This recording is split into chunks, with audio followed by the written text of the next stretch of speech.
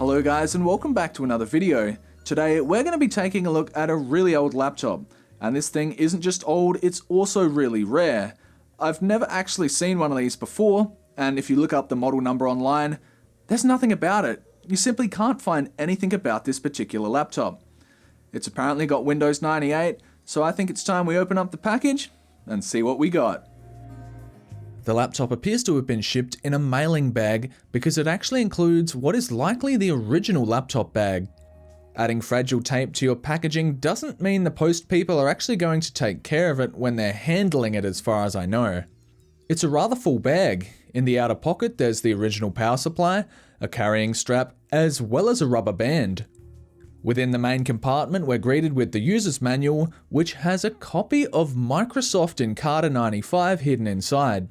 There's also a Windows 98 install booklet, missing the disc sadly. However, it did have what looks to be a driver CD for this laptop. This could be quite rare now. I'll probably upload the contents to archive.org. There's also a modem adapter, PS2 mouse, and of course, the laptop itself. It's got a Windows 98 product key and looks to be in pretty good shape. Although I did notice a piece of plastic had broken off from somewhere. At least the hinge seems to be quite strong. It's pretty common for laptops of this age to have failing hinges.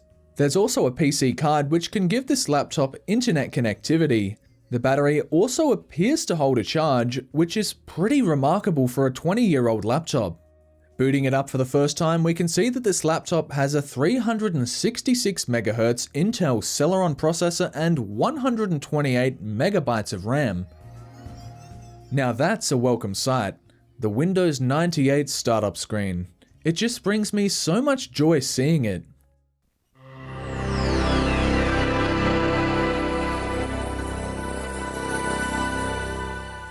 That has to be the most epic startup sound of any Windows operating system. In the eBay listing it said that some of the keys don't actually work. Well, it turned out that most of them didn't work. Even the ones that would see hardly any use didn't respond. Oh look, it's Clippy. I love how they managed to make a simple paperclip so damn lovable. The Windows 98 startup sound is literally like a drug to me. I think I'm addicted.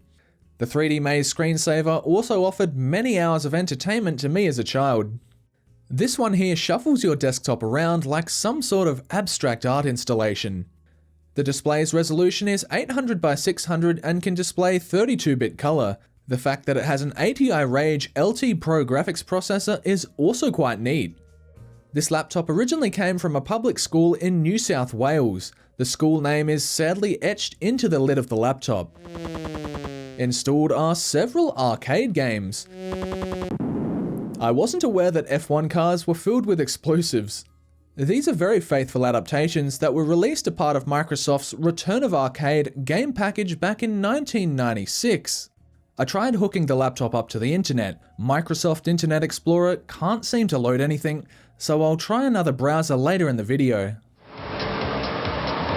Running Monster Truck Madness at the highest graphical settings yields some great results. The decent graphics chip in this laptop is the main reason for this. Hardware acceleration for the win.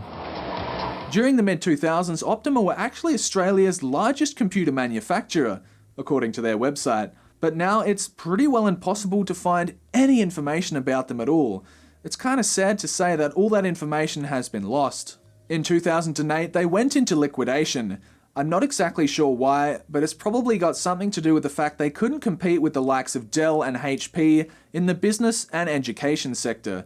And that's also probably why you've never heard of them, because they primarily sold things to schools and government departments. But now if you go to optima.com.au, it seems to be some sort of software licensing company. I don't know, your guess is as good as mine. This is definitely not the same Optima. So it's got a few issues, but should clean up nicely. We'll have to see what we can do about the non-functioning keys. So here we've got the laptop itself. It's actually in pretty good cosmetic condition, and what do you know, the battery seems to actually work, and for a laptop that's 21 years old, that's rather surprising. Another thing you might also be able to tell is that the fan is really loud. I'll hold it up to the camera.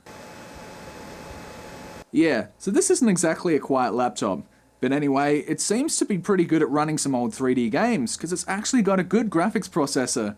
If you remember the Toshiba satellite I made a video about recently, it had a really crappy Trident video card in it, but this thing seems to have something pretty good.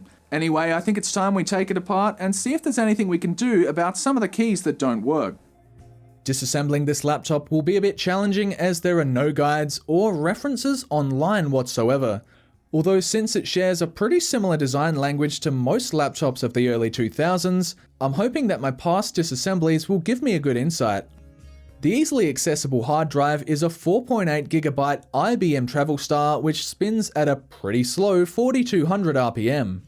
Before disassembling any laptop, you should always remove the battery if possible. From here, the floppy drive and bottom case screws can be removed. The RAM is also upgradable with a second PC100 slot available.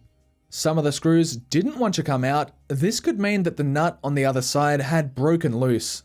The keyboard is held in place with 4 small plastic clips, which once released allows us to remove the keyboard. There's a big piece of metal that appears to cover the internals of the laptop. To get it out, I eventually realized I had to slide a piece of plastic out of the way. It turns out that the big piece of metal acts as part of the CPU's cooling system. The 366 MHz Celeron is free from crusty old thermal paste as it uses a thermal pad instead. I'll clean the surface off using some isopropyl alcohol and use thermal paste instead. The gap between the metal piece and the CPU was very small, so a generous application of thermal paste should bridge the gap nicely. At least, that's what I'm hoping. With a half turn of this mechanism, the CPU can actually be removed. It was possible to upgrade the processor, not something you can do with many laptops. Intel's Celeron chips were considered somewhat inferior to the Pentium 2s and Pentium 3s of the time. While we're inside here, I'm going to try and completely remove the motherboard, which required me to remove the top casing. Several more screws held the battery and IDE connector daughter board in place. I also removed the old CR2032 CMOS battery, which is thankfully very easy and cheap to get a replacement for. It's great to see that you can upgrade nearly every component in this laptop. I went ahead and removed every nut and screw I could see holding the motherboard in place, although it simply wouldn't come out. I really didn't want to break it and the plastic was already pretty brittle, so I decided not to go any further. I then went about cleaning up whatever I could, starting with light corrosion on the surface of the board. A small amount of isopropyl alcohol seemed to do pretty well for this purpose. Next, I began supergluing the nuts that had broken off the casing. The fact that these speakers are only 0.5 watts explains why they aren't all that loud. I built up several layers and used as many small fragments of the original plastic I could find. Now it's time to scrub the keyboard with isopropyl alcohol. I made sure to get in between the keys to remove as much debris as possible. I'm hoping that this might potentially flush out the mechanisms of the keys that no longer work. I also cleaned the connector that attaches to the motherboard. It's now time to piece it all back together. There are many small connectors that must be reattached.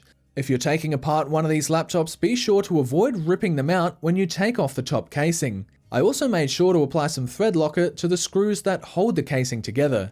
The new CR2032 batteries cost little over $1 each, making it an easy and cheap replacement in this laptop.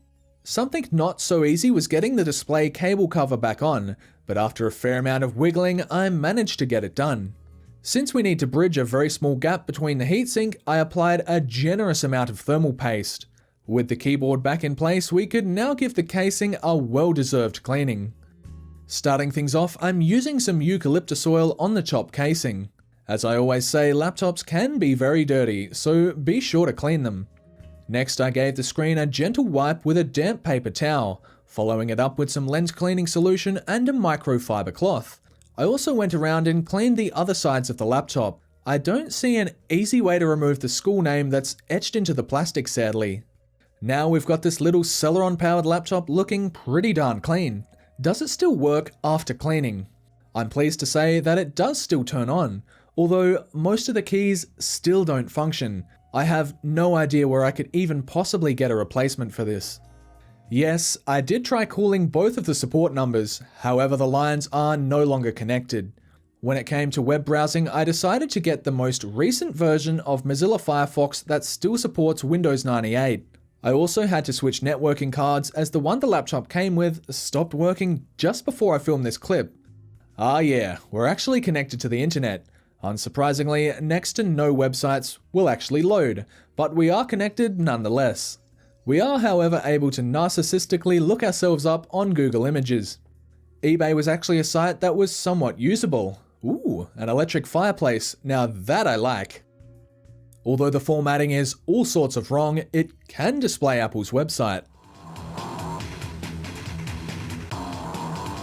At the highest possible graphics settings and resolution, Monster Truck Madness 2 runs really well. This is very much a childhood favourite of mine. I'm sure quite a few of you grew up playing the demo that was included on a heap of Microsoft software back in the 90s.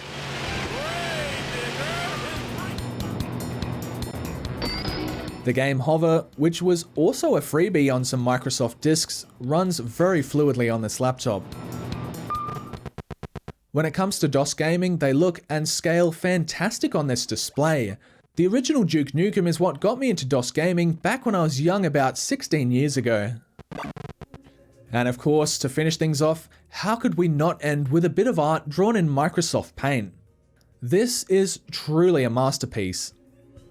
As far as rarity goes, the Optima TL2000 is easily one of the rarest around. Built by a company that no longer exists and was likely never really sold to the public, I had a lot of fun taking a look at this machine. The design is unremarkable and honestly, would have been lost in amongst the sea of similar laptops back in the early 2000s.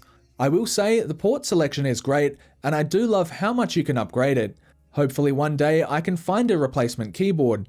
Until then, this is an obscure device that I'm glad to have in my collection. Thank you very much for watching. It's honestly crazy to think that Optima have basically been completely forgotten.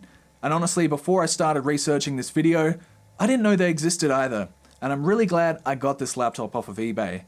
Although we didn't manage to fix the keys that didn't work. I tried cleaning the keys with isopropyl alcohol, cleaning the keyboard connector, and the motherboard end as well, so we didn't really have any luck.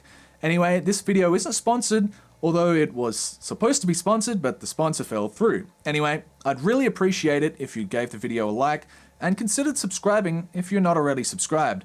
Also, I'd really appreciate it if you followed me on Twitter. You have a good day. I'll see you in the next video.